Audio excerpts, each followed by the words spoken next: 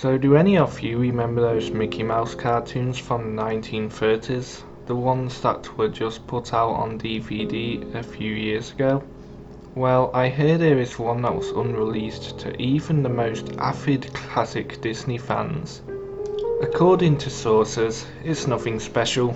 It's just a continuous loop, like Flintstones, of Mickey Mouse walking past 6 buildings that goes on for 2 or 3 minutes before fading out. Unlike the cutesy tunes put in, though, the song on this cartoon was not a song at all, just a constant banging on a piano for a minute and a half before going to white noise for the remainder of the film. It wasn't the jolly old Mickey we've come to love either. Mickey wasn't dancing, not even smiling, just kinda walking as if you or I were walking, with a normal facial expression, but for some reason, his head tilted to the side as he kept this dismal look.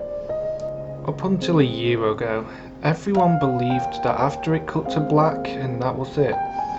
When Leonard Maltin was reviewing the cartoon to put in the complete series, he decided it was too junk to be on the DVD, but wanted to have a digital copy due to the fact that it was a creation of Walt. When he had a digitalized version up on his computer to look at the file, he noticed something. The cartoon was actually 9 minutes and 4 seconds long. This is what my source emailed to me. In full, he is a personal assistant of one of the higher executives at Disney, an acquaintance of Mr. Maltin himself. After it cut to black, it stayed like that until the 6th minute, before going back into Mickey walking. The sound was different this time. It was a murmur. It wasn't a language, but more like a gurgled cry, as the noise got more indistinguishable and loud over the next minute. The picture began to get weird.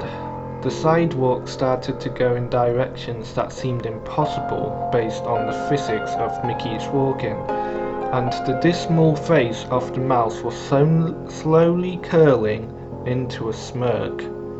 On the 7th minute, the murmur turned into a blood-curdling scream, the kind of scream painful to hear, and the picture was getting more obscure. Colours were happening that shouldn't have been possible at the time. Mickey's face began to fall apart.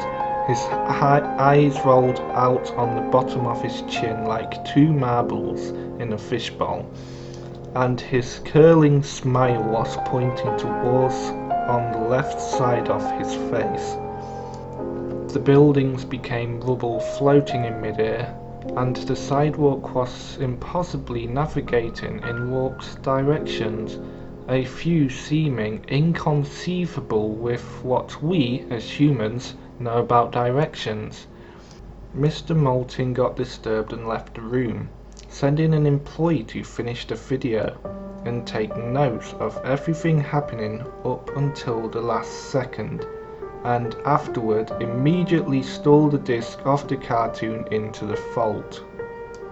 This distorted screaming lasted until 8 minutes and a few seconds in, and then it abruptly cuts to the Mickey Mouse face at the end credits of the end of every video, with what sounded like a broken music box playing in the background. This happened for about 30 seconds, and whatever in that remaining 30 seconds I haven't been able to get a sliver of information about, from a security guard working under me who was making rounds outside of the room.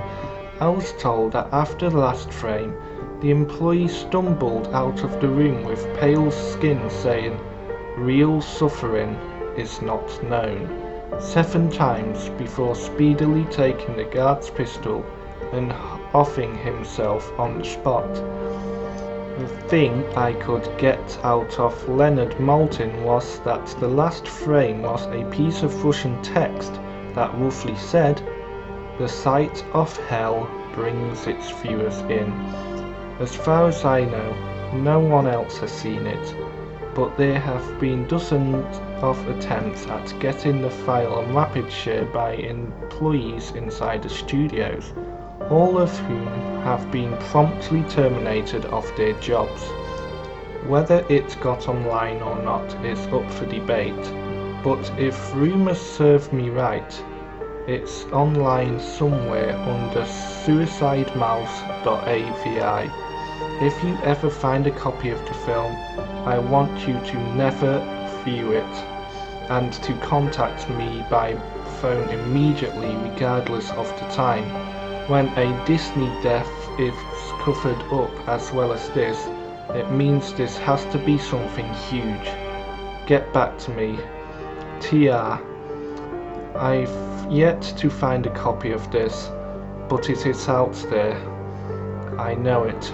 Hello my good listeners, it's Morbid Fox. I would like to say a huge thank you for listening to my content.